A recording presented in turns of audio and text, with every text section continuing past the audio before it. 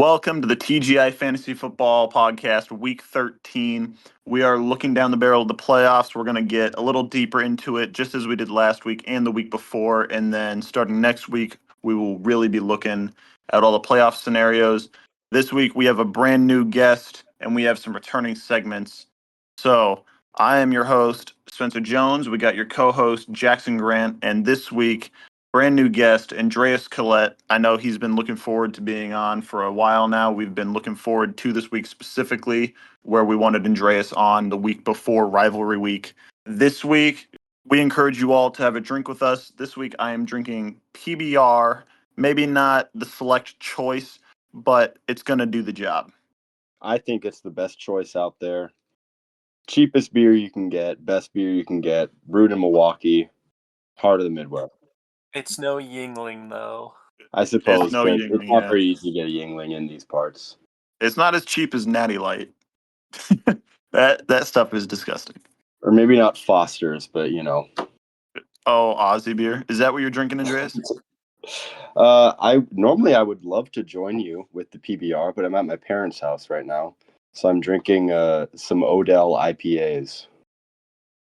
Interesting. I don't think I've ever heard of those. Oh, it's some real powerful stuff. It's going to get wacky. Jackson, what are you indulging yourself in? I do happen to have a 6-pack of the Angry Orchard Crisp Light sitting right beneath my desk, so those will slowly get consumed over the course of the evening. All 6 of them. Over the next hour. Yes, I'm gonna pound them before every game. Every actually, recap. I want to see that, actually. I would love to see it. You have about 25 minutes to drink these 6 in New York. Anyways, we encourage you over the next hour to join us with a beverage.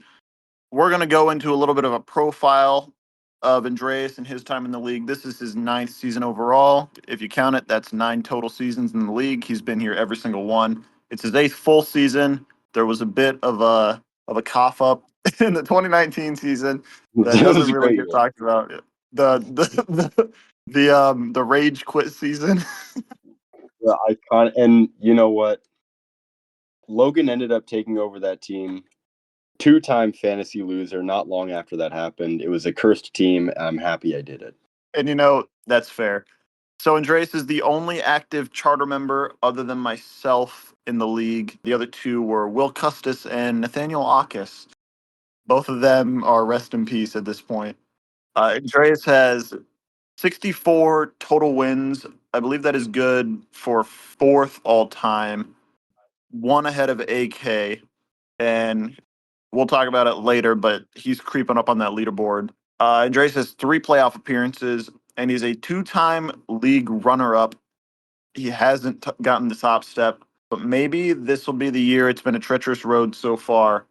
For accolades, Andreas has the 2021 Comeback Owner of the Year award, and he holds the lead record for the highest score in league history with 234.72 points, and that was in the first week of the 2018 season in the highest scoring game in league history. It was like a 234 to 223 game with A-Russ.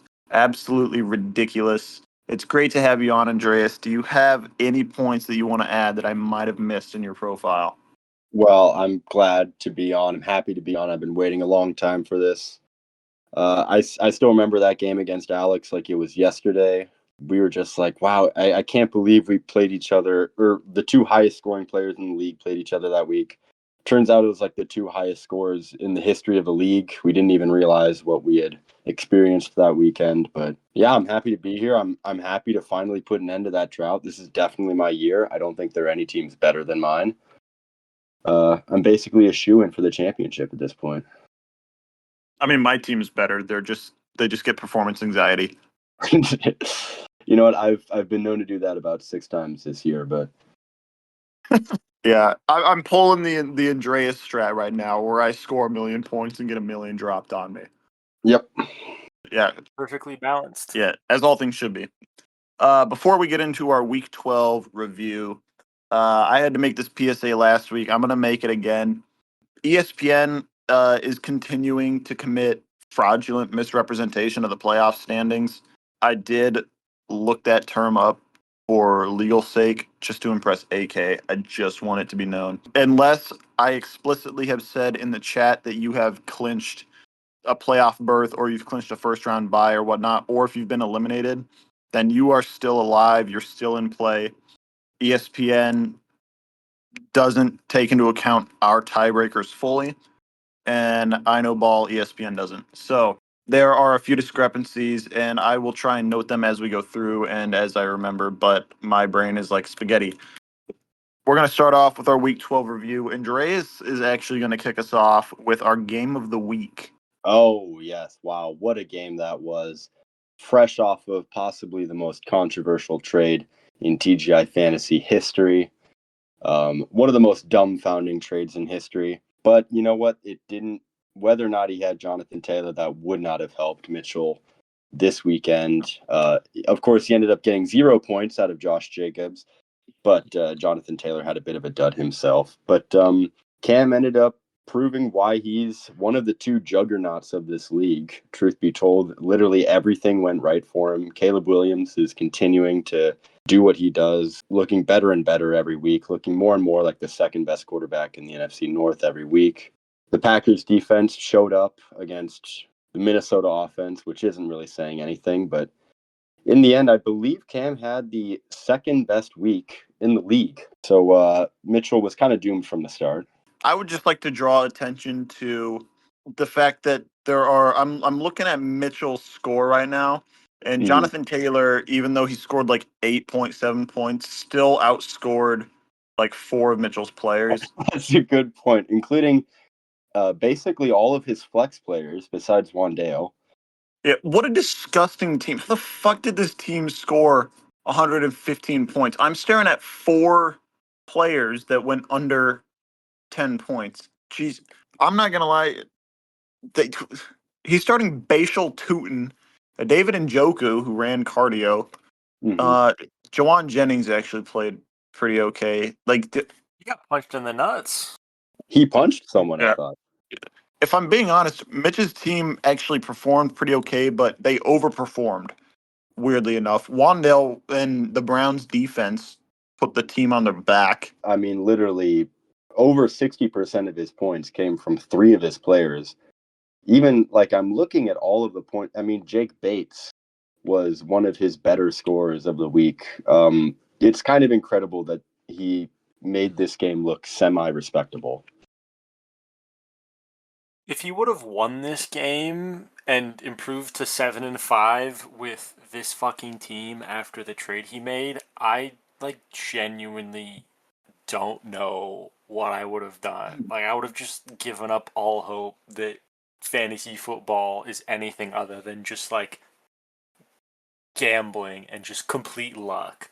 Like if you would have told someone that the person trading away Jonathan Taylor for literally nothing in return would go like 3-0 and be a playoff team after what was Mitch sitting at when he made that trade? Like 4 and 4 and 5. 5. You would have told me that they would have got like you would have told anyone that that team went 3-0 after trading away Jonathan Taylor for nothing in return. They would have called you crazy. I just want to say this was a pretty elite game by Josh Jacobs. Oh yeah, oh big time. I mean, and of course Mitch scored well and lost, because why would Mitch win a game normally? Lord only knows.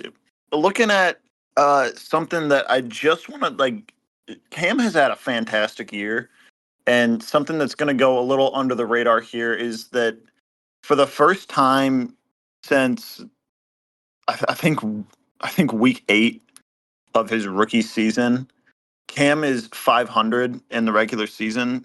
He's had a phenomenal year, and his trajectory continues to go up. He's 22 and 24 all time, so he still has a chance to get above 500 all time. But for the regular season, I think he's 20 and 20.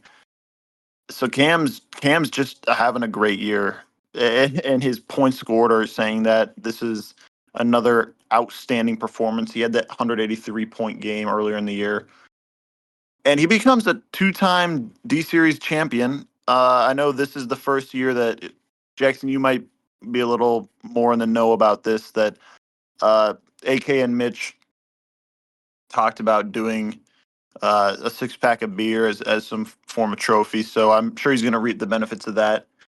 Mitch is still the only person that hasn't won one of these, but Cam has now won two. He's 2023 and 2025. So good for him. That was a big reason as to why this was the game of the week too. Was the series championship a 4-way rivalry? Congrats to Cam on winning, and I presume the rest of us D Series competitors will be in contact about the beer. Our next game of the week was the MacGuffin game. And I can't remember if it was Mitch or Jackson had really high hopes for Eddie in this game. I prematurely welcomed Eddie to the 4-8 club, and I was absolutely correct. I sold all my stock. Jackson and I, we talked about this on the stock market last week. We were selling. We couldn't hit that button hard enough on Eddie, and he puts up a second stinker performance in a row. His team looked for a second like it had turned a corner and it could make a real run at the playoffs. And Eddie is, we'll get into it a little later, but Eddie is looking on the outside in. He's basically staring at his own toes in the toilet bowl right now. A-Russ is going to take this game. He scores 113 points to Eddie's 81.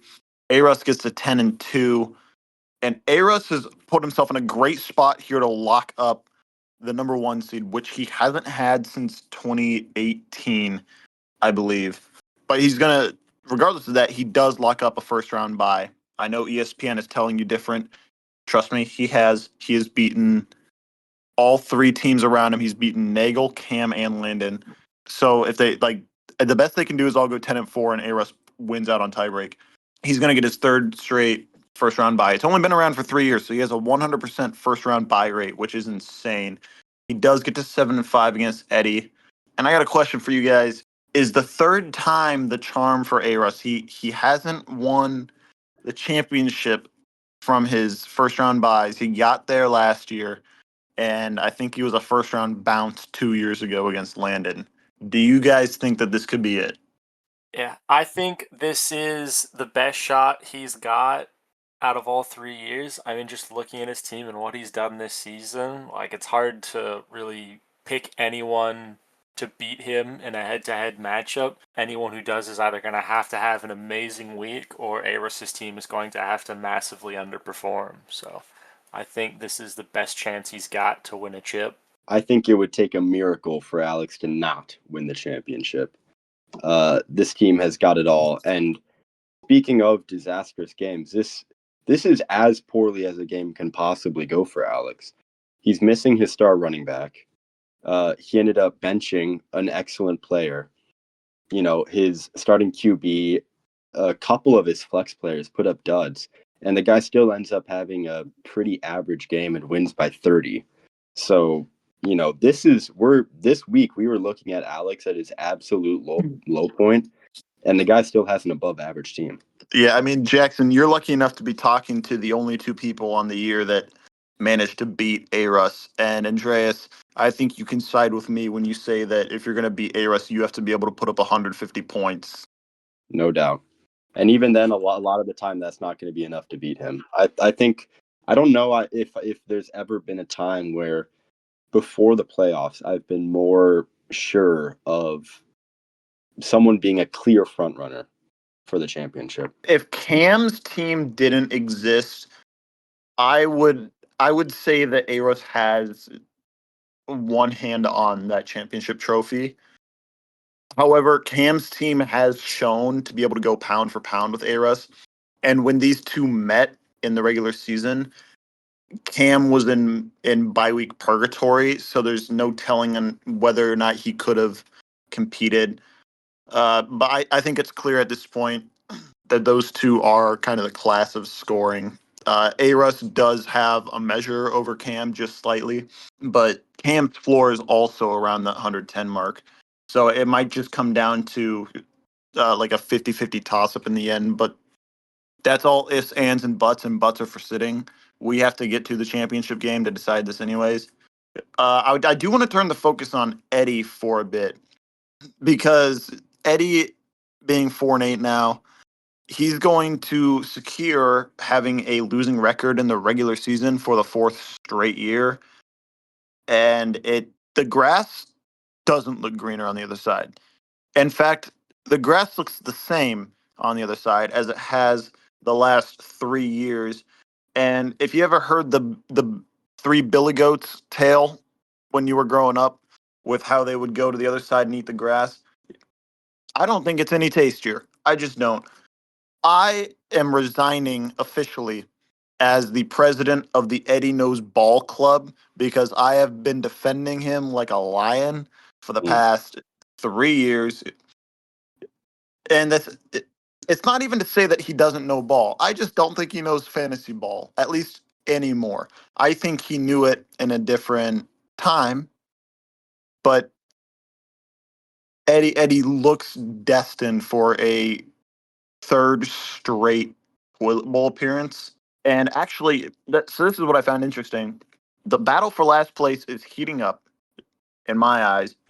So Logan has not locked up last place in the regular season standings. He's 2-10, and he's lost to AK and he's lost to Jackson. So they can't be last. But he beat Eddie. So if Eddie somehow goes 4-10 and Logan wins his last two matches, Eddie will be last in the standings. So I mean, Eddie's the only other team that can still end up last. I mean, would it be crazy to say this is probably the best team he's had in these 4 years? Is it? Could that be the worst part? I think there was another year where he had a similar team. I wouldn't say it's outright the best. I think you can make an argument for I think it was his 2023 team. I'm not entirely sure. There was one year where he was pretty streaky and he was pretty consistent, kind of in a similar position that you and I are, just to a lesser extent. Yeah, but like this team has shown to be competitive, but I think it might have been.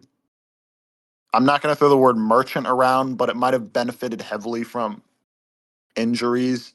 And now that those players are coming back, it's just back to back stinkers for Eddie. There's just not a whole lot to love.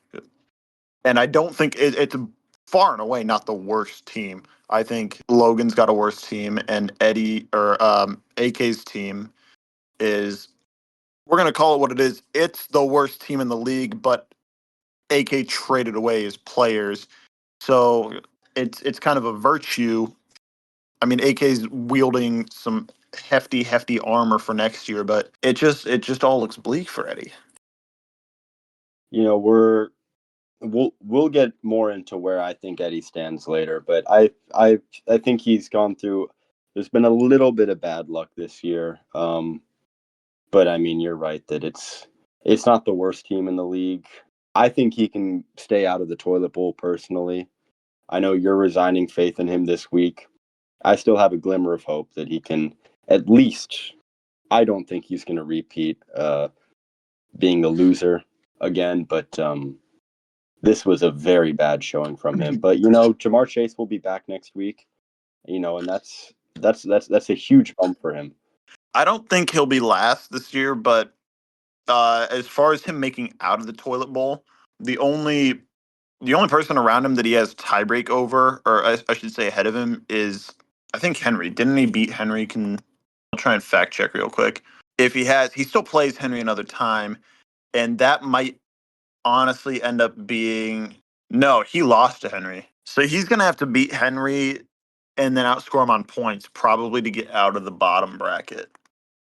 But yeah, I just wanted to kind of turn the spotlight on him a bit. We can move on to our next match that I don't really want to talk about. So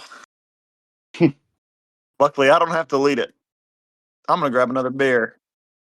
Well, while Spencer's doing that, I'm going to say some things that he's not going to like. But for our next game, we have Cleo's absolutely dominant victory over Spencer, scoring 182.62 points and scoring the most points this week, while Spencer still put up a very respectable 145.62. Cleo improves to 7-5, and like she called out on her playoff predictions a couple weeks back, she had herself winning this game against Spencer, I believe, to put her in that into the playoff picture. And now, after beating Spencer, she is quite solidly in the playoff picture, and it's looking like she's not going to be moved from her spot in the rankings. And Spencer is now dropped out and is looking like this just isn't his year. Yeah, very few people know the humility of scoring damn near 150 points and still getting blown out. If you look at the leaderboard, Cleo actually is one of those people. So Cleo has been on the receiving end of this actually multiple times. Cleo does hold the record for the most games lost to the highest scorer of the week, I'm pretty sure. She also holds the record for the most times being the second highest scorer of the week and losing, and it's by like 4. Like I think Cleo has 5 and the next closest is they're all tied with 1. So I can't even be salty about it. Uh, I know you were looking for a crash out, but honestly, like I don't even know what to say. You're just like This too is sad and tired to care. yeah, man, I'm exhausted. I have done pretty much everything in my power, and it's the commissioner's curse, is what it is. Like, you can't beat it. There's a few records that were, or not records, but some like leaderboard additions this week. This is the highest scoring game in 6 years in this league. It's the highest scoring game since week 10 of the 2019 season. Yeah, it's so with that, as we know, 2020 is a stat block because of a lot of the change of just how the league is. 2019, we had 6 people. 2018, we had 8 people. We also ran 2 quarterbacks back then, so scoring was way higher. This is the highest score since all those changes have taken place. It was like 328.48 points total. I can't remember off the top of my head. So Cleo now holds the series lead 8-5. Cleo put in the 6th highest score since 2020. There was a legit chance there before Brock Purdy, we'll just say, lost his way. There was a legit chance there where Cleo was going to go over 200 points and was about to shatter the record of points since 2020, but that didn't come to fruition. But Jahmyr Gibbs he put up the second highest score the league has ever seen, barring Alvin Kamara in 2018 when he had 6 touchdowns, but ESPN doesn't let me have record of that. I'm pretty sure I could go find it, but there's no record of it in the league records. That's a little tangent, but it was 57.4 points, and the highest score was Josh Allen. I think it was last year. He put up 57.88. So Jahmyr Gibbs was way up there. When the game went to overtime, Jahmyr Gibbs had 41 points or something like that.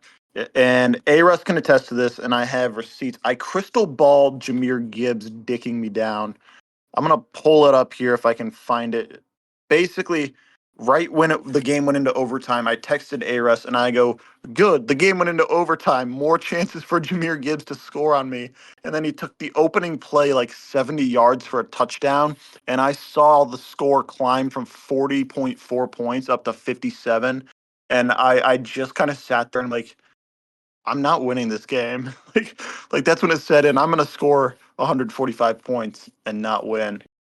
Anyways, Cleo basically has one hand on that playoff spot now, as Jackson talked about. It's not a done deal because Cleo's 7-5, but ESPN I think gives Cleo like a 97% chance, and it's gonna happen more than likely. I would be shocked if it doesn't. The last thing I would rant about JJ McCarthy, but I'm gonna save that for a little later down the line. Is last year? Last year was by far the worst team that I have ever put out, and I went 6-8. And this team this year, there's a legit chance it's gonna have the same record or a worse record. And last year I was starting Zach Charbonnet and Brian Robinson Jr. at running back, and I just want that to sink in.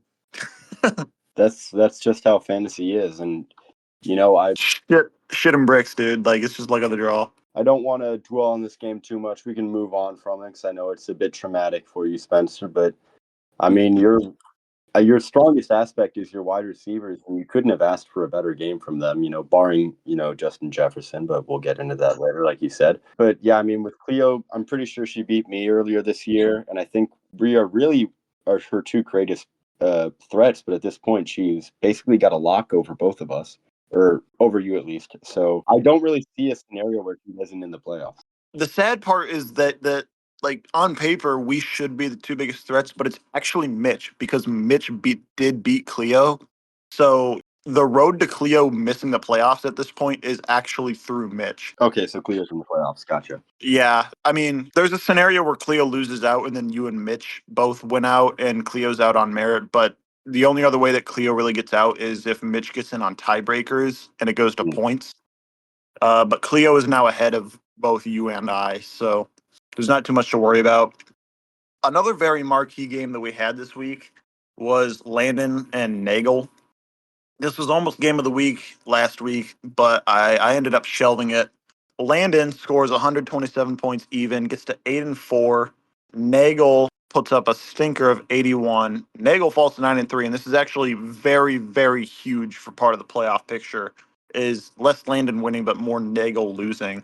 Landon does get to 5,000 points, and I want to welcome him to the 5K club. And credit to him, like on this year, every single week I have said my piece about his team. I don't think it's particularly great, and I think it's definitely weaker of the playoff contenders. Obviously, there's Mitch, so it can't be the weakest. But Landon did everything that he needed to do, and I can respect that. He went out, he won a game, he put up good points, and he won a very important game that actually puts him not only basically firmly in the playoffs. He hasn't clinched, but he's pretty much there. But this also opens a huge door and opportunity for him to win the championship. And we're going to get into that in the the road to the playoffs. But he has one foot in the door now, and I got to give like huge props to him. Nagel's team, though, Jackson, I know you wanted to talk about this a bit. It just looked out of sync to me, man. Like I don't know. I want to hear your thoughts on it. I don't know if they had spicy food for dinner or something, but it did not work. I don't know. I mean, just like when you think of Nagel's team, it always just seems like no one works harder than his team every week. And this It got week, they just outworked. got outworked. Like Christian McCaffrey had a Herculean effort to try and drag this team to a victory, but Nagel only had three people score over double-digit points. And two of them came from the same game with the 49ers defense and Christian McCaffrey putting up 16 and 26 respectively. But Josh Allen just had a terrible game with 2.12 points. Ricky Pearsall did not have a good game. X Factor favorite Alec Pierce also did not have a good game. The rest of his roster just like looked tired and out of sync. And coming up on the playoffs, I mean, is this a sign of things to come, or will he be able to rally moving forward? And this was just a minor setback. It's a little surprising that this sort of thing hasn't happened with Nagel's team very much this year. This is really only his second stinker of the whole year. And, you know, I know we're all big fans of his roster, but with people like Pearsall and Alec Pierce, who's really just a deep ball threat, and he could easily go for three on any given week. It's kind of incredible that he doesn't have games like this more often. But I guess that just really exemplifies the hard nosed kind of football that they're known for playing. But, Lad McConkey will be back next week. AJ Barner, you got to be honest, does not belong on a fantasy team. Do not slander AJ Barner in front of me. Don't even know who that is. Never heard of him in my life. Classic heathen move. I don't think he's even heard of I don't even think Sam Darnold has even heard of AJ Barner because he only had 4.8 points this week. I don't think we should be using Sam Darnold as a benchmark for how good tight ends are. He didn't Yeah. use him in Minnesota. T-Hawks should have been blessed a little better, but yeah. Well, moving away from that game, we had a bit of a shocker. Well, not necessarily a shock to me if you know anything about my love for Ryan Williams' team and his playoff run this year. But Ryan pulled out a victory beating Henry, who was on his we coined the term hot knife through butter parlay on Yes, his we second did. game for that. But Ryan pulled out, I can't quite say an upset victory, but a surprising victory over Henry with his 157 point win Ryan improves to 5-7, and his playoff chances, while still very slim, are steadily increasing each week. And so I don't know if anyone is ready for that. Well, I know I am ready for it to happen, but I don't know if anyone else is It's ready for it to happening, happen. man. I didn't believe it, but I'm buying in while I can. It's happening. I don't think anyone besides myself is prepared for it. I don't think we know how to handle this, but Ryan, after this game, joined the 10K club, putting up his best points performance ever. Ryan has steadily had a very, very solid last 6 weeks, going for over 110 points each week. And I think this sort of late season push, coming back to beat playoff contender after playoff contender, has never been seen before. Is this like the greatest late season comeback we've ever seen? Is definitely one of the best late season comebacks I've ever seen, or at least like turnarounds. I just want to know, Jackson, if Ryan makes these playoffs, how drunk are you going to get on excitement? Because we all know Ryan, we all know he's going to be out celebrating with Fireball. So I want to hear, you've been calling it literally since day one of this podcast. What what are you going to take as measures to celebrate? If he makes it in, or is in a win and you're in sort of scenario when we do our playoff megacast episode, I will get absolutely shit faced and pass out before the end of that podcast episode. Well, good, because we've got some exciting guys on it. including Ryan We Williams. have some exciting whites on that podcast. Yeah. Maybe we should get Ryan Williams on that podcast if he makes the playoffs. I mean, like you mentioned, I've been saying every single week that I have been a firm Ryan believer, and I have to be honest. I think that the first week I definitely didn't truly believe. I just kind of wanted not to be a contrarian, but it didn't seem like anyone was in Ryan's corner. So I'm like, yeah, I'll give him a shout out. Like, he's made it every single year. Like, I got faith, but I didn't really think much of it. And then he's steadily been increasing and increasing. And ever since that second win, I've been on board and I've been saying it each week and I'll say it again. There are only three things for certain in life: death, taxes, and Ryan's team making the playoffs. Yeah, but I mean that first week you were also in a position where was it harder to believe that Ryan was actually going to miss the playoffs for the first time ever, or was it harder to believe that he was going to go from what was he at that point 1-6 to making the playoffs? Like it's a pretty tough decision to make there. But we've been highlighting a few guys on some accolades. Ryan reaches the 10K club, and I want to congratulate him on that. And he did it by putting up his best points performance ever, 157.02. It was marginally ahead of his previous points record, which I'm pretty sure he might have set this year. It was either this year or last year. It was 156.6 before. So, but yeah, I mean, you touched up a bit on it about his late season form and his run. And I genuinely don't know if I've seen a team be so polarizing. His team looked awful for 7 weeks. He had like 140 points in week one. He actually topped the standings for the first week. And then I think he went, I can't remember off the top of my head. I think he went the next 6 weeks without scoring over 100 points. I mean, it's right in line with Derrick Henry's season, and that I believe was his first round pick, right? Derrick Henry was, and Derrick Henry had a fantastic first week. He falls off the face of the planet. Everyone thinks he's completely sold. Everyone gives up on him. Thinks he's washed.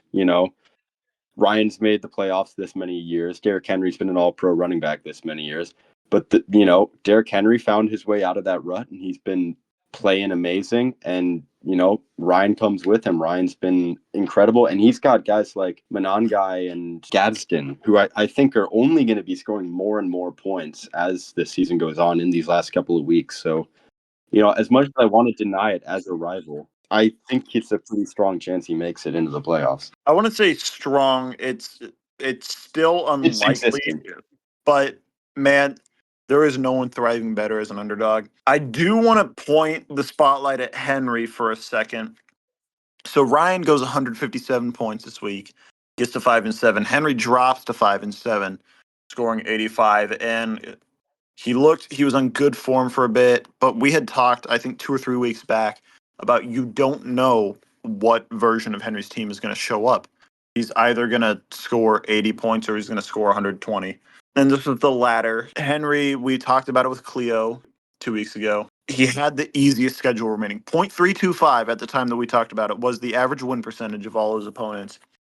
And if there was anyone that could win out and make a run at the playoffs, it was going to be Henry. And he's still got a chance, but this kind of puts the nail in the coffin because, in my opinion, his team wasn't good enough to overcome adversity, like losing one of the last 4 games. He had to win out, and I just don't see it.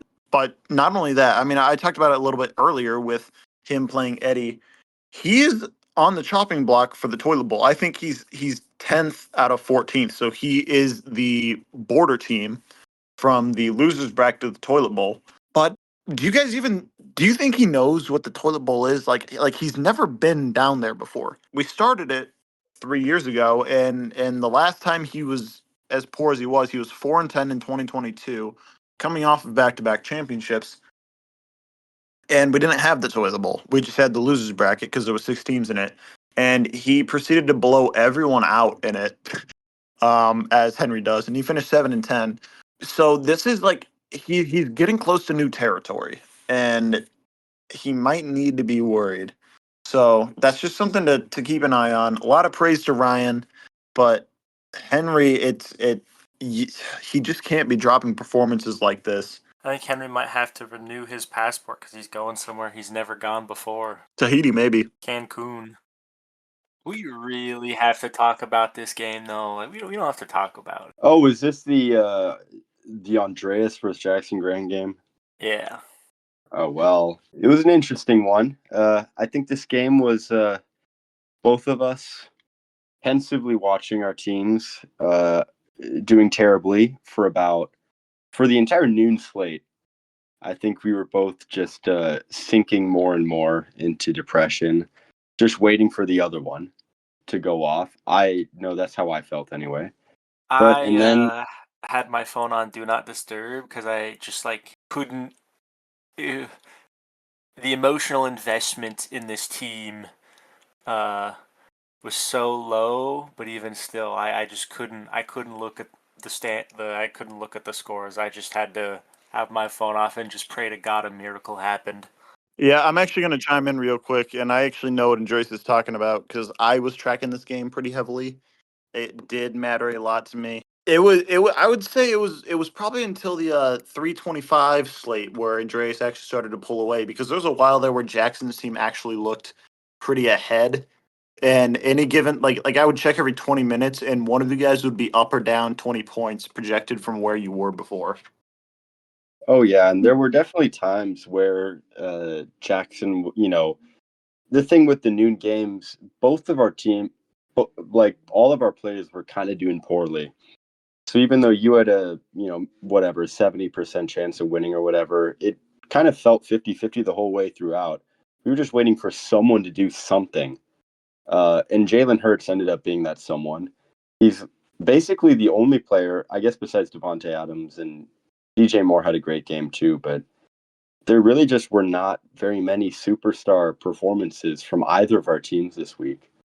But so when Jalen Hurts decided to show up, that really was kind of what put the nail in the coffin on what really looked like it was going to shape up to be a real stinker of a game. This is actually one of those times I'm going to go off on a very random quick tangent here. So NFL Network is the only one of the major 4 fantasy platforms between ESPN, Yahoo, Sleeper, and NFL Net.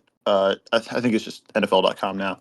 They can show you how you scored between like literally on a timestamp between the start of the Thursday game to the end of the Monday night game. You can like how ESPN shows in college basketball the score at each interval of time of score, and you Yeah. can see how they track up.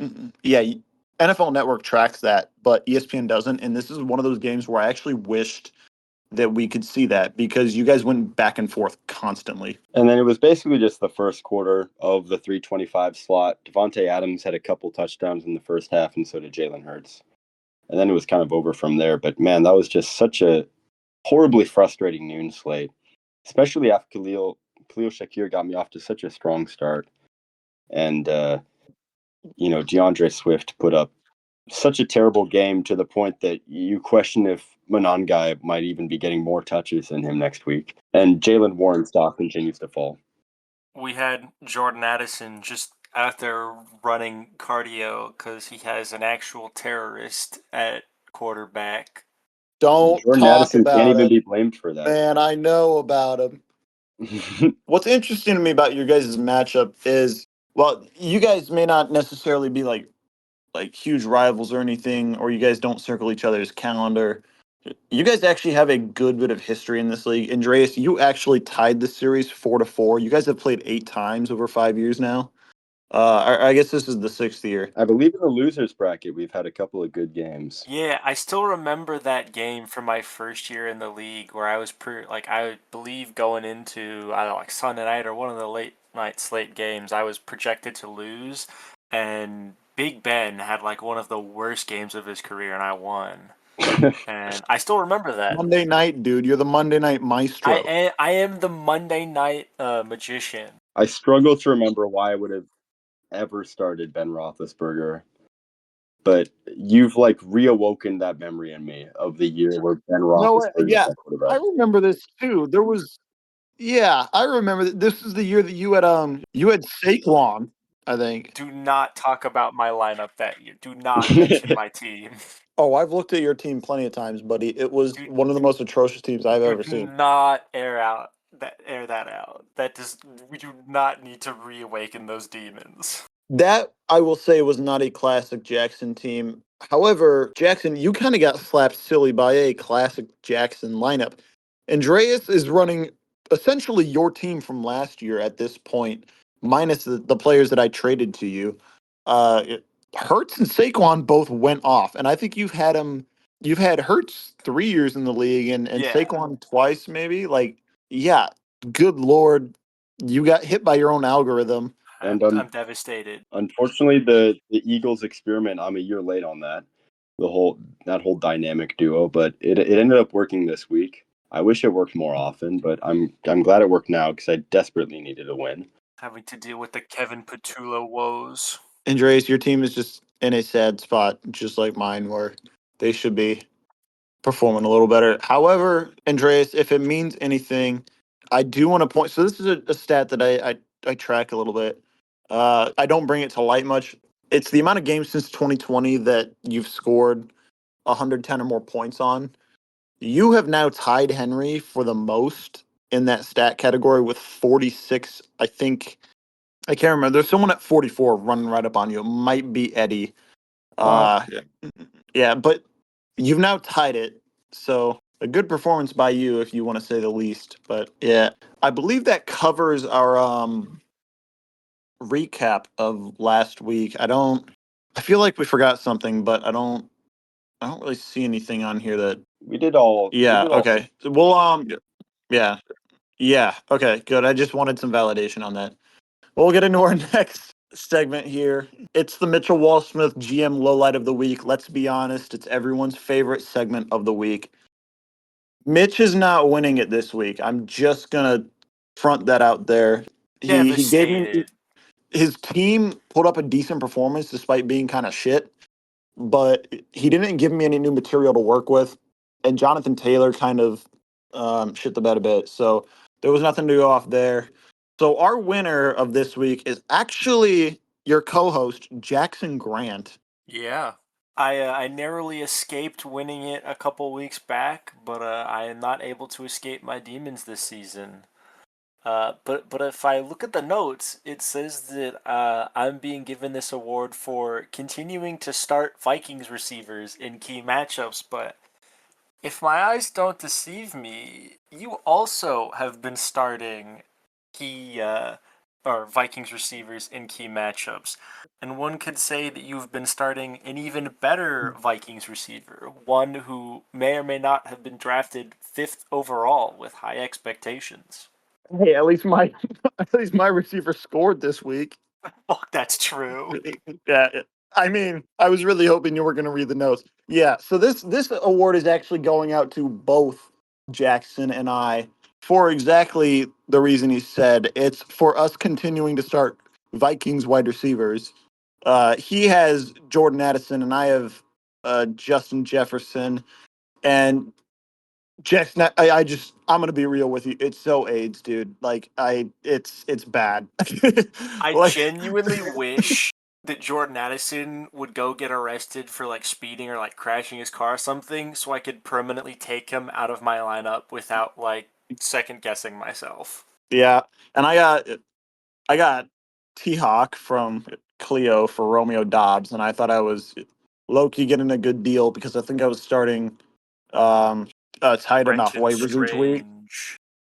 No. I picked him up from Mitch dropping him. But I was starting a tight end off waivers each week, and I was like, yeah, TJ Hawkinson is good. This is going to be a good deal for me. And he's also been dreadful uh, ever since I got him. And it's because JJ McCarthy's QB1. It's bad. So, yeah, that's the GM low light is Jackson and I having faith in Vikings players. The next segment we got is my stock market. This is coming back for a second week in a row. We've hit on a few blunders though. We're gonna start with our buy. We're gonna start on a high note, and that's Ryan Williams. He's making the playoffs. Trust the process. Trust the analytics. I am the analytics. It's happening. Buy your stock now. I know Henry was on this last week, and we're selling his stock. Actually, we're selling anyone investing in JJ McCarthy, whether that is you're a Vikings fan and you believe in him, whether you're delusional and you actually think he's good, or whether you're Henry Gonzalez and you started him in fantasy and you had him on your team for multiple weeks. Sell immediately. Get that stock out of here. You're going to lose money, but it's not as bad as you're going to lose down the line. And also sell Henry stock while you're at it. There's just nothing to like here. So, I think yeah. someone put that hot knife in the microwave. Yeah, it was Henry, dude. Yeah, trust. He's 6-6 in his own league too. It's just not a good year in fantasy for him. It's not looking good. Let's get into our week 13 preview. I don't want to talk about the stock market. I don't know ball. So for our week 13 preview, we're going to get right into it with our game of the week. Last week, I moved Nagel's matchup off of the game of the week. But Nagel's coming back. He's playing Cam. Cam is on 2 weeks in a row. We got 2 9-3 teams here slugging it out. And this is a super important matchup for the whole of the playoff picture. The loser of this matchup can't clinch the last remaining bye. And we'll get into that a bit into the playoff scenarios here coming up. But they're both 9-3. So with 1 week left, that means the loser will be 9-4. They'll lose tiebreak to the other at 10-4. And Landon has tiebreak over both of them, who's sitting at 8-4. So the loser's out of the playoff, like or out of the first round bye conversation. Even if A Russ falls to 10-4 and loses his last two games because he has tiebreak over all three teams, it's a bit of a web. Anyways, Cam's team is a bit on crack right now, and we just saw the Cracker Barrel crack, ironically. So we're gonna have to see if they can keep up, if they can get back on the same page. You have to out execute them if you want to win, but if they're not playing with the same playbook as each other, then it's gonna be brutal. But if Cam and Landon both win their games this week, this is why this is super important. If Cam and Landon both win, then it sets up a de facto play-in game for the final first round bye because Nagel will be out of it. And yes, Landon has already beat Cam, but we could be down for a points for like fuckfest for that last spot. The MacGuffin game for the week is actually ironically a very good matchup as well. It's Cleo versus Ares. Cleo is on a 4 game win streak, I think, and Eros is on a 5 game win streak. One of those is going to have to end. But what makes this very special for Cleo is Cleo is knocking on the door of 15K points. Very exclusive club to get into at this point. And almost certainly, I think Cleo's at like 1487 or something. Like something would have to go disastrously wrong for Cleo not to get 15,000 points. Not going to say impossible. We've seen Ryan score 13 points before on merit. That was a very interesting week that we had. That was the DeMar Hamlin week, actually.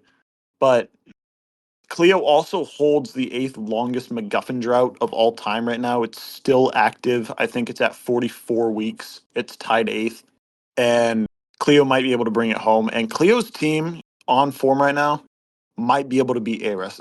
Maybe not week to week, but Cleo's team and how it's produced the past 3 weeks can definitely compete.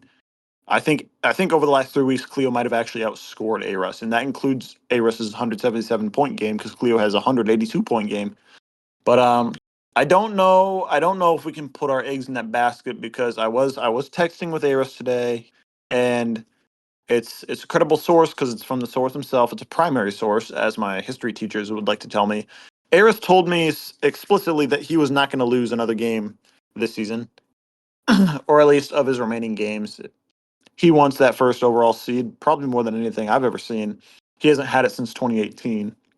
But that covers our MacGuffin game. We have two games left of our highlighted games. We've got our playoff implicating games, and actually both of these are pretty huge. So we have 6-6 Mitch versus me, who's 5-7. We also have Andreas, who's 6-6, versus Ryan, who's 5-7. For both Ryan and I, we'll get into this in the road to the playoffs segment. But like, if we don't win these games, we are eliminated. On top of that, Mitch and Andreas are direct bubble teams. Ryan and I are bubble teams. We're a little bit on the outside looking in. These are two very spicy matchups. I will say, Mitch's team, if I lose to this fucking team, starting David Montgomery, who they proved last week they don't need. He's a backup running back at this point. He's not even like a good running back too. David Njoku, who does nothing. Jawan Jennings, who's Jawan Jennings, and then Bashal Tootin. If I lose to this team, take my rights. Like I don't care anymore. But then you have Andres and Ryan, which has a legit shot at scoring 300 total points.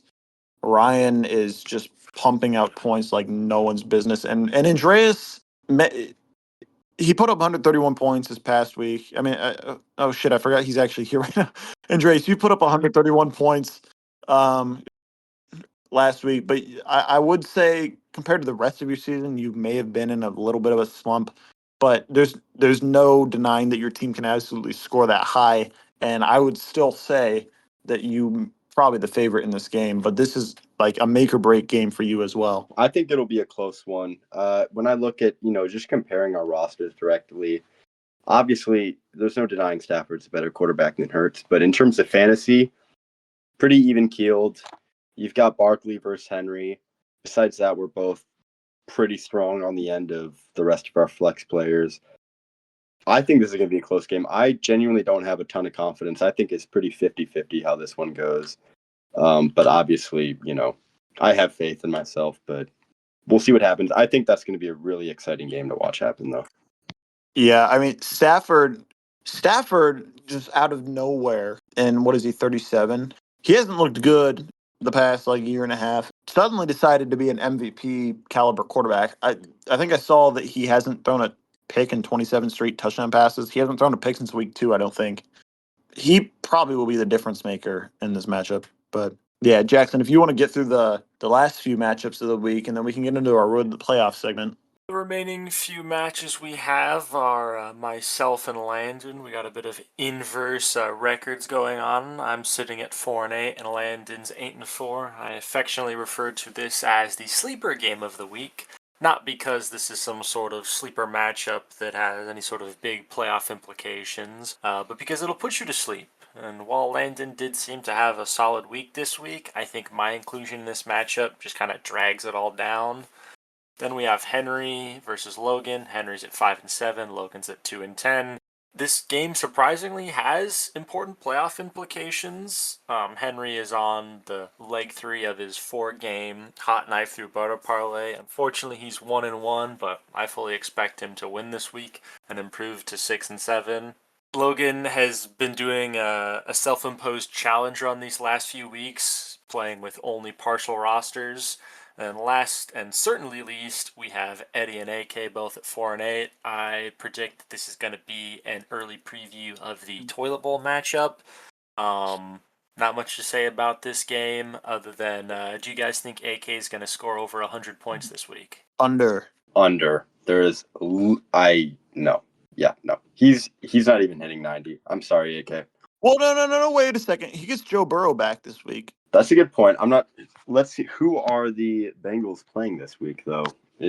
All I know is that Chase Brown is playing.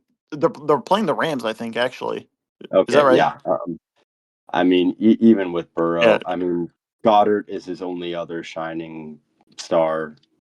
And at any rate, he has the Rams defense too, so he's got conflicting things going on. Never He's mind. They're scoring under playing the 90. Ravens on Thursday night. Oh, that's my bad. Sorry. No, I misfed you information. Anyways, the irony of this game is that it's an elimination game, but like, so I'll get into this. This will lead right into the road to the playoffs segment. Actually, this is an elimination game. If either of these teams lose this game, they're out of the playoffs. But more than likely, they're both out of the playoffs regardless. As for road to the playoffs, so same as last week, and despite what ESPN tells you, the same 13 teams that were in the hunt last week are in the hunt this week. The only difference, A-Russ has clinched a first round bye.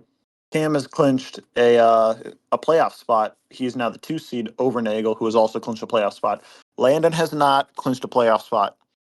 I cannot stress that more. He has not. He just has a 99.9999999999999% chance to make the playoffs, and ESPN rounds that for some reason. Cleo and Mitch round out the playoffs. As of right now, Mitch has tiebreak on head-to-head over Andreas. This makes your direct in the hunt teams Ryan, myself, and Henry at 5 and 7. Ryan has head-to-head sweep over both of us, and I have head-to-head over Henry. And the 4 and 8 teams, which need a fucking miracle at this point, are Eddie, AK, and Jackson. Eddie and AK played this week, so Eddie actually wins out on tiebreak over those two over points four, and then AK has tiebreak over Jackson. The only eliminated team is Logan. However, we have our first opportunity this year to clinch for the first overall seed. That is Aros, who can clinch it by beating Cleo this week and getting to 11-2, or and this is very niche, but I have to include it in because I can't not include it in. This will never happen. If Aros ties with Cleo and Cam and Nagel tie together because they're playing each other, then Aros also clinches the first overall seed. But for all intents and purposes, it's either win and clinch or lose and don't clinch. Now, Nagel and Cam are playing each other this week. They are the only two teams that are up for clinching a first round bye. If the winner can clinch a bye if Landon loses to Jackson or ties to Jackson. Either way, Landon can't win the matchup against Jackson. Then at that point, the winner will win. If they tie, there's no clinch. Now there's 3 teams up for clinching a playoff berth, which is actually funny. So there is a very unlikely scenario where we go into week 14 with the playoffs wrapped up. And so Landon is first up. Landon's the most simple. If he wins or ties against Jackson, he's in. Or if he doesn't win, then either Mitch or Andreas have to lose. Mitch is playing myself. Andreas is playing Ryan. It's almost certain that Landon will lock up a playoff spot this week. If not, it's even more certain next week. Next is Cleo. Another step down. Cleo has to win or tie against Aros, and then Mitch or Andreas have to lose their matchup or tie their matchup. Mitch, though, somehow Mitch does actually have an opportunity to clinch this week. He has to win versus me, but then Andreas playing Henry, or Andreas playing Ryan, and Henry playing Logan. Yes, Henry and Logan is a very important matchup this week for some reason. They both have to lose. And at that point, Mitch is 7-6. He has tiebreak over Andreas, but beat me. So therefore, the only other team that can get to a 7-7 mark where Mitch will be 7-6 is Andreas, who he has tiebreak over. He also has tiebreak over Cleo, so it doesn't matter what Cleo does in her matchup. The only thing that he needs is the possibility that Henry cannot reach 7-7, and Andreas can't be 7-7 because I think Andreas you might have beat Cleo if that's right. Anyways, that locks up our playoff berths. God, this is such a tedious segment as we get later in the year. Our elimination scenarios, everyone else is up for elimination. Some are more likely than others. We're going to go from bottom to top. Jackson, AK, and Eddie are all in the same spot. They're all 4-8. I guess they're not all in the same spot. So Jackson plays Landon. If he loses or ties against Landon, he's out. Or regardless of if Jackson wins, Mitch or Andreas wins their matchup, he's out. AK and Eddie play each other. The loser is out. Or if they tie, they're both out. Uh, or same as Jackson, if Mitch or Andreas wins their matchup, they're out regardless. So astronomical for all three of them, to say the least. Henry is our first interesting case here, and these next three steps are actually all different. Funny enough, Henry's 5-7. His roads to getting eliminated are the first opportunity is losing to Logan and Mitch or Andreas win or tie their matchup. The other opportunity is if Henry ties with Logan and Mitch and Andreas both win their matchup. Again, it's a low chance, but I have to list it. I am next up. I am also 5-7. However, I have a different set of tiebreakers. If I lose to Mitch this week, it's a direct elimination. I have to win the game or else I'm out. If I tie with Mitch, Andreas, if he beats Ryan, I am also out because of how the cards fold. If I win my matchup, I'm still in. Andreas, in one of the lowest chance eliminations we have ever seen, he's sitting at 6-6. He can be eliminated this week. And there's three scenarios that has to happen. He has to lose to Ryan. Mitch has to beat me, and Henry has to lose to Logan to knock out a potential 7-7 team. And that is the last possible elimination scenario. So that covers our playoff or our road to the playoffs. I know it was a bit of a doozy, but we're going to get into our guest segment now, which is headed by Andreas. He's going to bring back the power rankings that Mitch ran all the way back in week 7, except I know that Andreas knows ball, and we're going to see what he comes up with. This is something he specializes in and he takes pride in. So, Andreas, you may introduce yourself back into the podcast at this point, and you may take the segment from my hands. Well, this is a big one, folks. At this point in the year, one may think that, with 12 games under all of our belts, you can just look at the standings and get a good idea of the power rankings. That's not quite the case this year. You know how fantasy is. Not everything's in your power. So I'm going to go through these power rankings. Some teams I'm going to spend a little more time on than others. We're kind of going to breeze past these first couple of ones. Starting at the F tier, number 14, kind of obligatory. I'm putting Logan's team. Based purely on the fact that he's been MIA the last couple of weeks. And, it's questionable if his team is even really worse than our number 13. But the fact that he's not even setting lineups, I fear that he's going to have to end up facing a third consecutive toilet bowl loss. Or not third consecutive, but third all time, which Logan has been given an activity warning just for the league's notice that he has and to that's start his players. the thing. Even if this guy ends up not setting his lineup and losing out, who's to say he even does the punishment? So hopefully he ends up waking up to this. If he does, I don't even know if he really is number 14. I might bump him up to 13 if he activates his lineups next week, but I'm putting him at the bottom. Next up, the only other team in the F tier, I think you guys can guess who it is. It's Alex Kanoshog, DEI MVP at 4-8. But the great thing about Alex is that he is tanking. He's found a way to tank in this league. He's put himself in a decent scenario for next year. I don't know if Spencer Jackson, you guys know the actual, or if you remember the specifics of the trade he did with Cam. Yeah. Let me pull it up here. It'll take me all of 2 seconds. Oh, there it is. Yeah. He grabbed Cam's second and fifth round pick for AK sent his eighth and ninth in return and CeeDee Lamb. Yeah, So I mean, AK's got some good ammunition, and CD Lamb is honestly underperformed since the trade. So no, that's working out great for him. I'm ranking him 13th right now, but obviously high hopes from next year.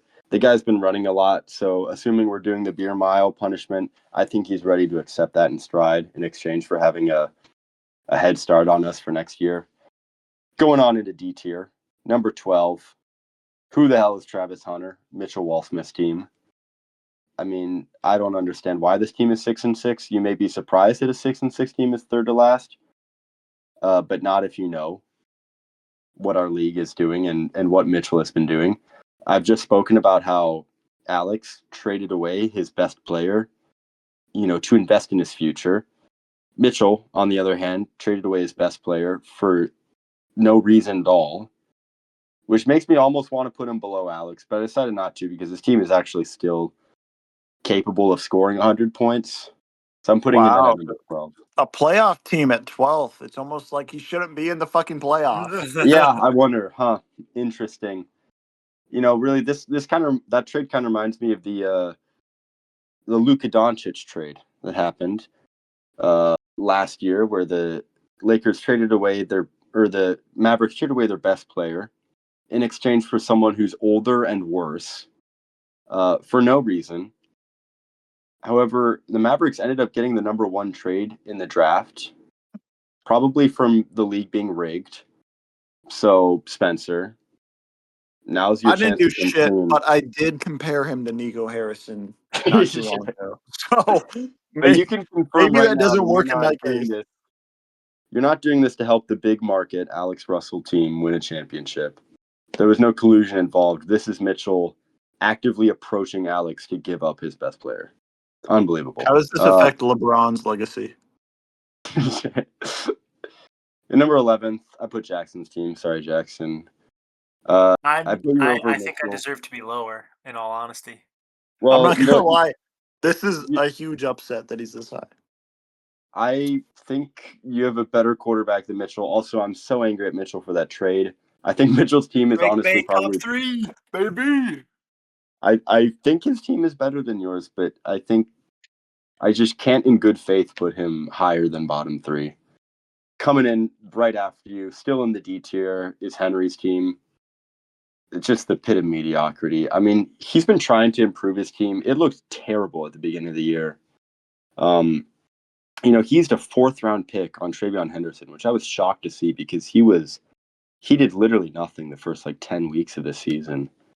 And Okay, he's I can defend this pick because I think anyone would be sorely forgiven for thinking that he wasn't, or that he was going to be like a breakout player before week 11.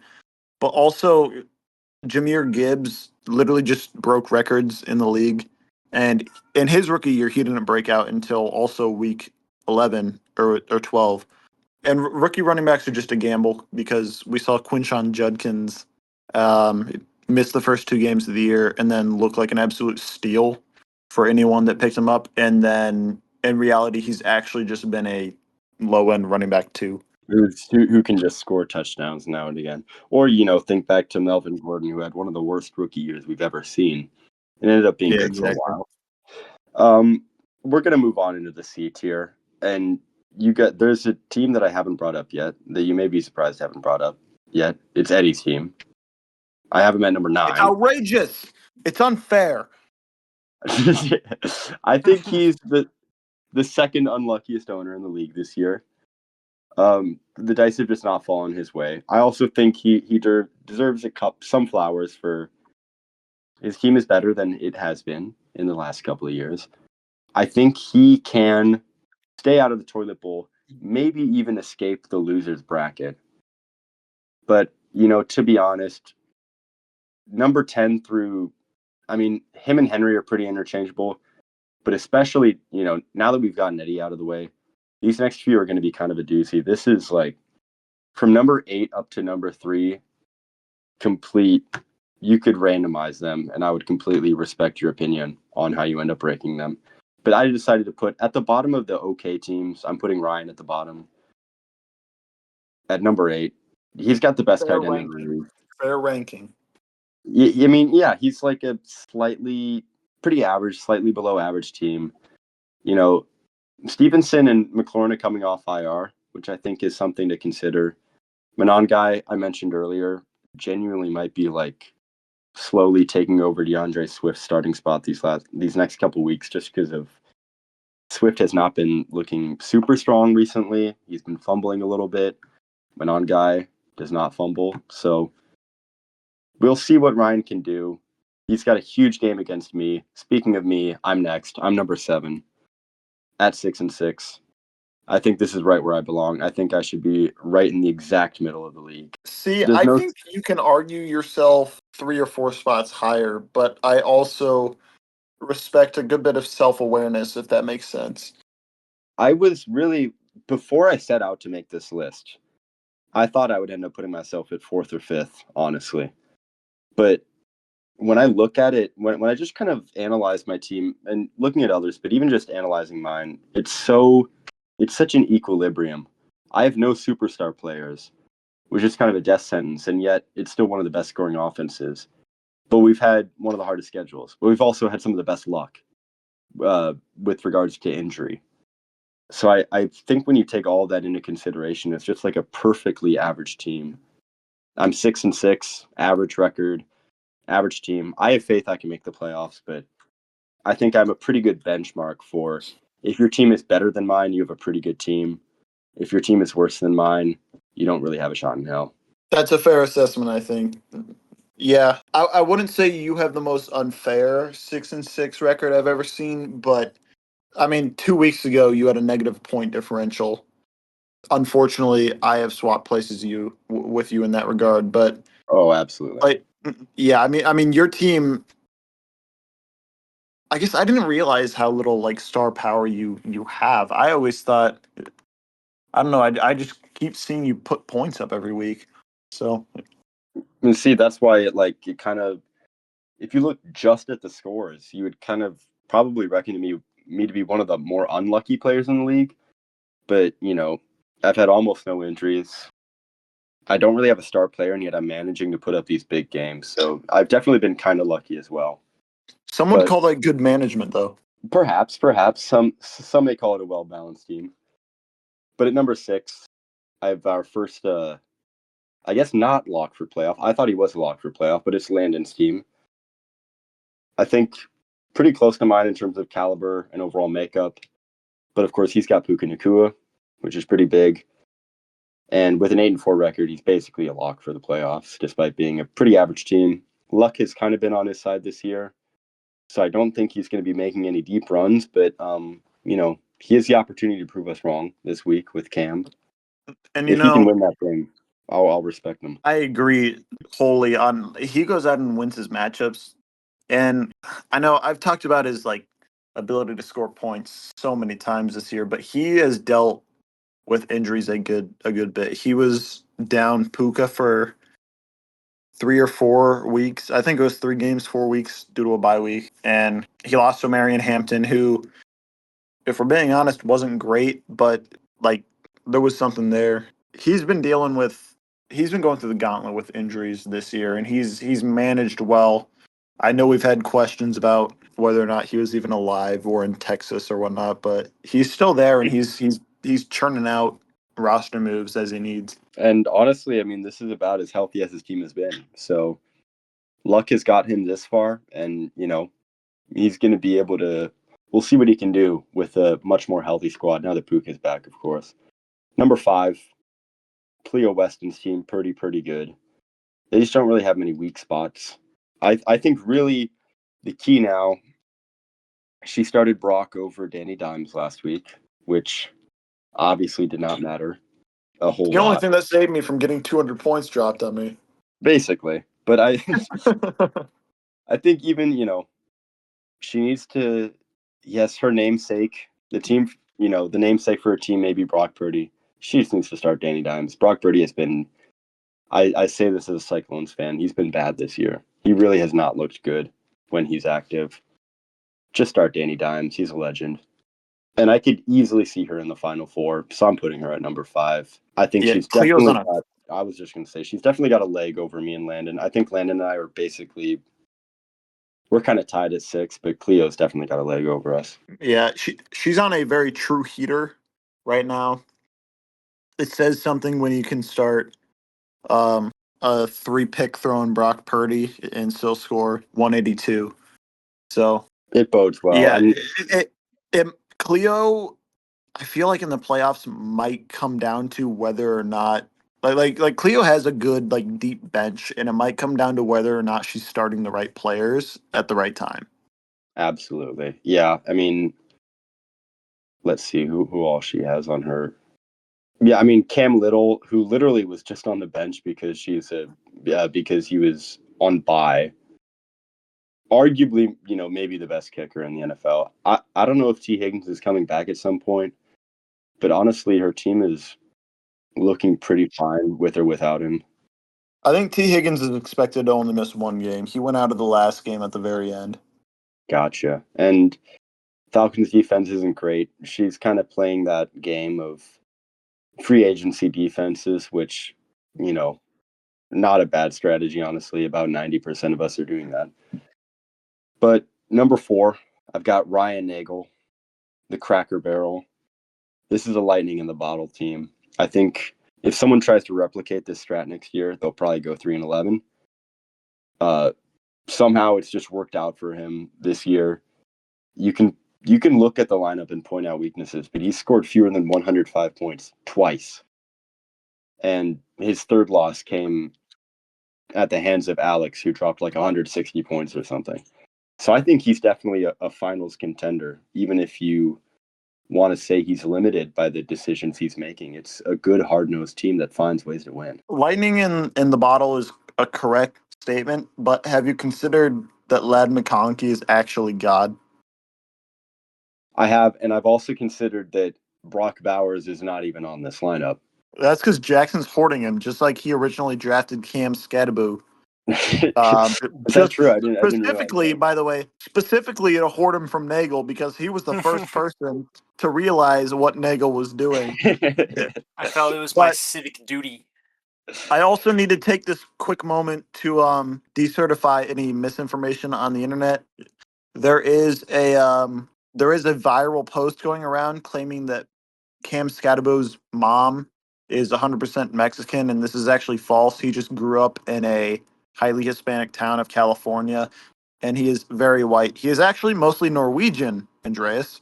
Um, Nope. You know what? I I kind of see it in yeah him. yeah, but I just needed to make that clear, just in case anyone was getting any ideas. No, this is a legitimate team. Should not be questioned. AJ Barner also looks kind of tan, based off his fantasy photo, but don't question it. Trust me, I looked him up. He's 100% white too. He's White 100% chocolate running through his veins.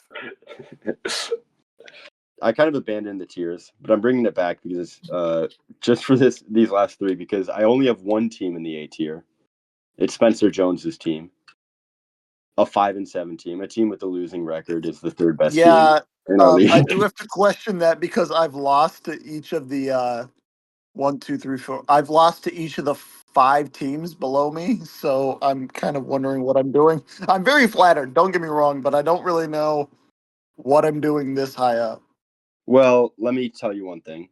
Do you know who the Seahawks are playing the next few weeks? I should know this. I want to say we're playing. Oh fuck! I think we're playing 9. Yeah, you're playing 9 next week. Oh, I have their defense. We're gonna score 30 fucking points. You're playing 9, and then you're playing at Atlanta. And these are your 2 most important games of the season. You scored 145 last week with Seattle putting together one of their worst games of the year defensively. But this is one of the best defenses playing 2 of the worst offenses in must-win games. So genuinely, I think that last playoff spot, despite the fact that Mitchell's hanging on to it, I'd say it's 40% chance I get it, 50% chance you get it, 10% chance it goes to someone else. I think earlier, of course, I declared Eddie the second unluckiest team. I don't think you would really disagree that you're probably the unluckiest team this year. Just in terms of scheduling, mainly. I think that unlucky may be fair, but there's been a lot of unlucky teams in this league, and I'm not going to be righteous or some shit. But yeah, there's definitely been teams that have had it worse than I've had, if I'm being honest. I don't I think know. I can win the last two matchups, and if I do win the last two matchups, the only thing that stops me from getting in is if Ryan and Henry win out.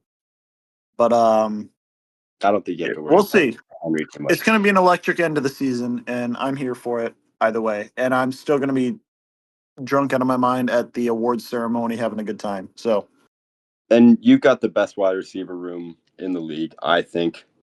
Maybe Cam can give you, or yeah, maybe Cam can give you a run for your money there, but I think you have the best wide receiver room in the league. So I ranked you at third. I had to put in a wild one in there, just to spice it up a little bit. I kind of factored bad luck into this list a little bit. I know I also ranked Eddie significantly high, and I kind of saw you two as significantly unlucky. But anyway, we're moving on to the S tier. I think it's obvious who the top two are going to be, and I think it's obvious the order that I'm going to put them in. It's Cam at number 2, the Massage Parlor Warriors. Uh, he's got Bijan as well as an amazing wide receiver room. And I was talking earlier about the old swapping defensive strategy. Green Bay's got a relatively difficult remaining schedule.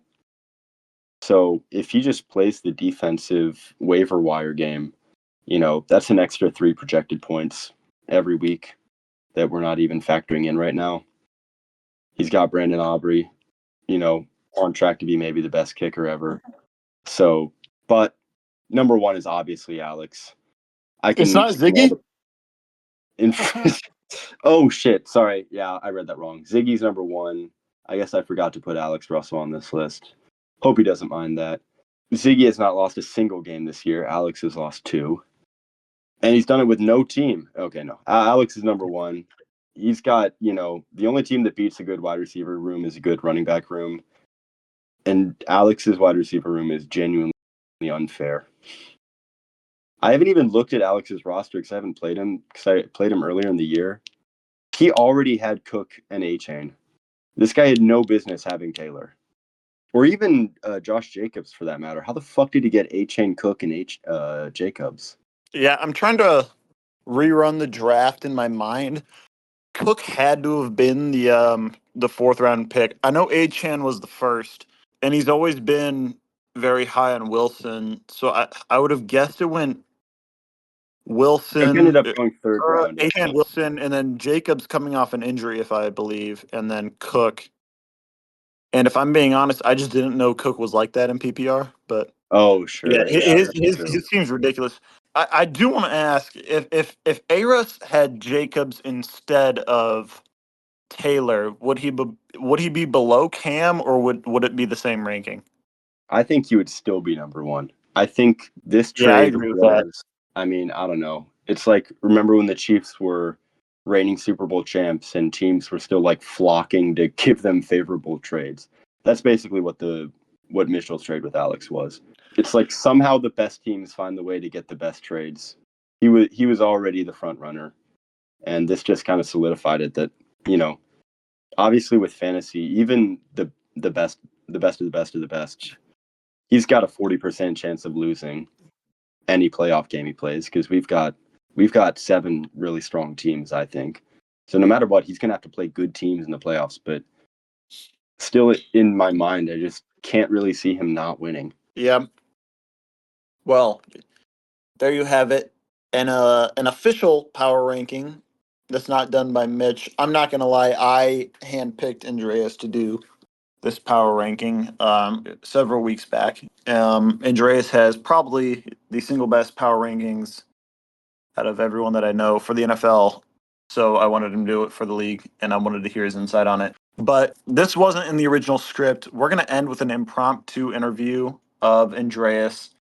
Jackson and I, on the spot, are going to come up with 2 questions for Andreas, and he's going to have to answer them. So, Jackson, I'm going to let you think. Andreas, my first question for you is, what does this 19th matchup mean for you between us?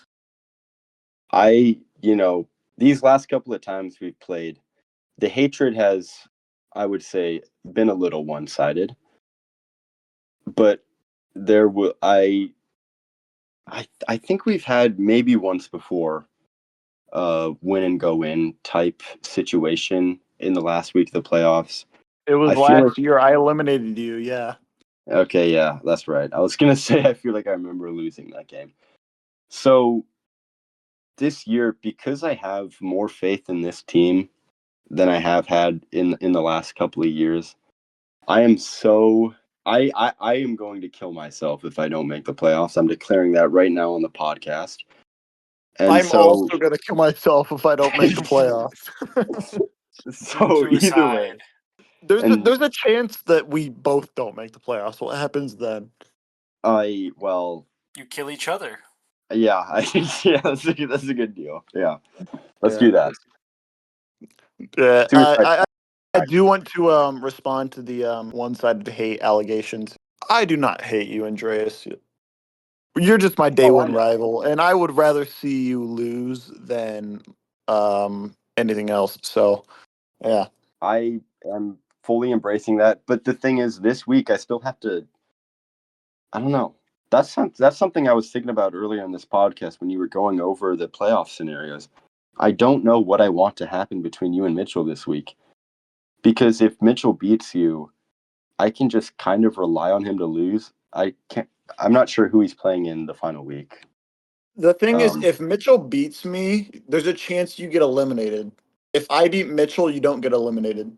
yeah, but either way, I feel like my game with Ryan is kind of a must-win. I'm kind of in the headspace at this point, even though it's This is a very must-win possible. game for both teams. Yeah, it's just true. I've been saving that for the playoffs, but I wanted to use it there. But I think I can make it at 7-7, but I'm just not even like counting on that. I'm just so I'm all in on. I just need to go 8-6. But in the case that I don't, I feel like I almost need to go for Mitchell this week, even though that means he could eliminate me. If not this week, then next week. But I don't think he's going to win next week. I don't even know who he's playing. I don't think he's going to win. So I can almost go for him then just to kind of get you out of the playoffs now and not have to worry about it next week. Because I know it's going to be a bloodbath Fair enough. Fair between you and enough. me. Jackson, do you have any question that's come to mind in your Yes. time? For my question, I wanted to get your thoughts and your feelings about what it's like being the GM of Eagles players in a year where it seems like they have a terrible offensive coordinator. It always seems like it flip-flops every other year, and it seems like this year you lost the coin flip. Yeah, and I knew full well when I was going with this strategy that I was doing a coin flip. Um, and that's fortune favors the bold, I suppose. And I've told a couple of people about my strategy of at the beginning of the year when I was still very optimistic about this strategy. I've been told that you kind of need to bet ahead of what's been happening. And I've kind of been betting based on what's already happened. I'm betting on the past. I'm betting on a team that would have been excellent last year. So I think I've made my bet and I'm kind of lying in it now. I think I messed up by relying on a team that, was incredible last year and just hoping it would be the same this year. I didn't, maybe you can call it bold for putting your eggs in the basket of one team having success. But it's a bit cowardly to pick a team that was great last year because the chances of them replicating that are pretty low. So I think I made a mistake. I'm willing to admit that. But at the same time, they're still both great players. So, even if it didn't work out into a championship contending team where the two of them are getting me 50 points a week, it's still something to rely on, and it's just fun to be able to watch a game and kind of have that to go off of whether or not I'm going to win or lose in a given week. Yeah. Okay. I have one last question for myself. Might be the last question overall if Jackson's got no fuel left in the tank. You've been in the league for 9 years now. I'm doing math. Hold on. It's a struggle. That's close to half of how long you've been into football at this point. So What's been your most memorable moment in the league? Like when you think of TGI fantasy, what is the first thing that comes to mind? I think for some reason, this isn't just TGI fantasy, but football and sports in general. Those first few years, for some reason, have ingrained themselves so much better than these last 5 or 6 have. And so those first couple of years, particularly, I think 2018 when I was the runner-up to Alex, still holds. That's definitely what I think of. I think of the 6 to 8 man league where we're racking up 180 points, where I feel like I can win the championship. Oh, it And was so glorious, wasn't it? and it was so low stakes too, and yet there's such a strong memory of it. I remember ahead of championship week, there was literally no tension or bad blood or even like competitive spirit between me and Alex. It was just kind of like, let the cards fall where they may. So I I think really that just was deeply also the remember that. same year that we did week 17 when there was 17 weeks though and half your team was Yeah, resting. If I don't recall. yeah. But that's going to be my answer because I'm going to be completely straight with you. My other runner-up year, I have almost no memory of. For the most part, I basically just blank It's kind of slate. sunk into oblivion. It was a really good year. Actually, I'm pretty sure it was like a historically good year. I'm pretty sure you have the highest regular season points scored and just all time season points scored since 2020 with that team. But I'm pretty sure you went 8-6 that year, and you were like the 6 or 7 Yes, seed in, and yes, and I, you I just kind was. of went on a run because you were scoring high. Yeah, and I don't think I was expecting to be in the championship. And that was when Henry's team was really, really, really good. I was a huge underdog entering that game, and it ended up playing out exactly the way it was supposed to play out. Yeah. All right. I just wanted to hear of a veteran's perspective. That is going to cover everything we have for week 13, reviewing week 12, going into week 13 for the TGI Fantasy Football Podcast. Make sure to tip your bartenders and say thanks to your co-host Jackson Grant, who edits this shit every fucking week, and Andreas being a very lovely guest on the podcast. Next week, we will be back with a very astounding podcast, if I do say so myself. We are going to be covering every single playoff scenario possible going into the week, as well as we're going to have a brand new guest. I'm not going to spoil it. We're going to have a brand new guest on next week, and I think everyone should be looking forward to it. Thank you for tuning in to the TGI Fantasy Football Podcast, and we will see you in week 14.